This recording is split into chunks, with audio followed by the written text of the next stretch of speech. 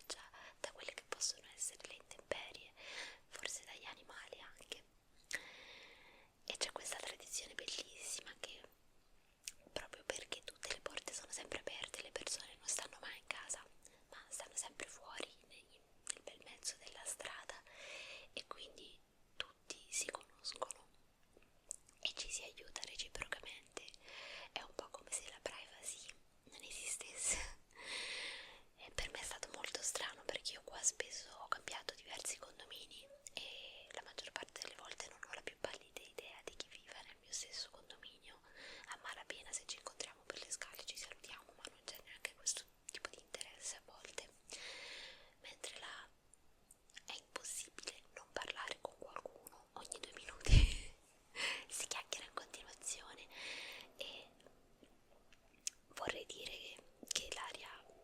che ci fosse un'atmosfera, che potesse esserci un'atmosfera triste, un'atmosfera appunto malinconica, un'atmosfera problematica, ma in realtà no. E mi viene da pensare che forse un pochino è vero il detto che quando non si è niente, non si ha niente da perdere. So che è facile da dire per me, che poi sono tornata qua in cui ho cibo, in cui ho assistenza sanitaria, di conseguenza ho vissuto là per un mese e è semplice ora dire, beh, è stata una bella esperienza. Immagino che vivere in un contesto del genere di bello abbia ben poco, però fa parecchio riflettere il fatto che mettendo delle persone in un contesto in cui nessuno ha nulla, le persone finiscono per dimenticare di essere diffidenti ed aiutarsi. Ad esempio, quando andavamo in giro per le diverse strade e le diverse zone, capitava questa cosa interessante, che quasi tutti ci invitassero ad entrare in queste baracche, diciamo, e bere qualcosa, ed è un gesto molto forte di accoglienza, soprattutto perché quello che ti stanno offrendo è probabilmente tutto ciò che hanno e decidono di condividerlo con te, non necessariamente perché vogliano qualcosa in cambio. È una forma di condivisione, di aiuto che noi non conosciamo e che sinceramente ci rende decisamente inferiori in quanto a sviluppo a livello sociale. Ad esempio mi viene da pensare all'estate scorsa nel mio condominio hanno staccato l'acqua per diversi problemi per più di 10 giorni e qui vivono bambini, famiglie, persone anziane e anche persone allettate perché hanno diverse difficoltà, insomma, di salute, e nessuno ha aiutato o comunque si è preoccupato di chi potesse aver bisogno di una mano, perché qualcuno doveva procurare quest'acqua in qualche modo. Io ad esempio sono andata al supermercato e ho comprato tutta l'acqua che potevo portare. Non è stato semplice perché ovviamente non avendo la macchina ho dovuto farlo a mano e il mio supermercato più vicino è a 1 chilometro di distanza, quindi potete vedere la mia forza fisica qual è. Quando sono rientrata a casa c'era una signora anziana che mi ha incontrato, insomma, mentre salivo le scale ed era palesemente in difficoltà. Mi ha detto: io non ho nessuno che mi aiuti, che vada a prendere dell'acqua per me e da sola non ce la faccio,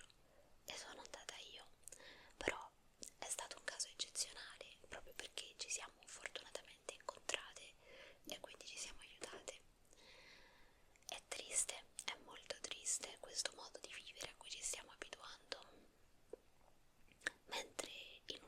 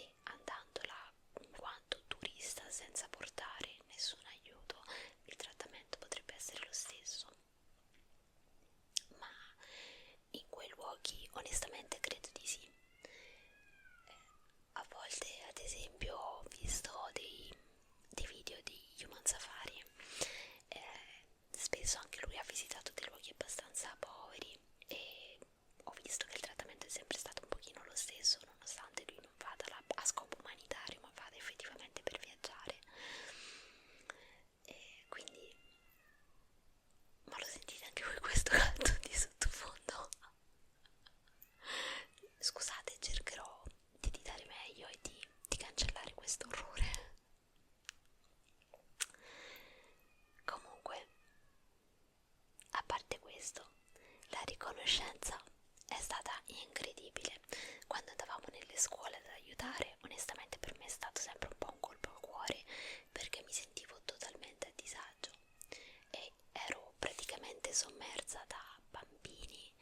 che non avevano niente e noi portavamo in segno d'affetto delle caramelle, per esempio, e loro ci sommergevano d'amore, ci facevano vedere dove vivevano, dove dormivano, ballavano, cantavano per noi, ci coinvolgevano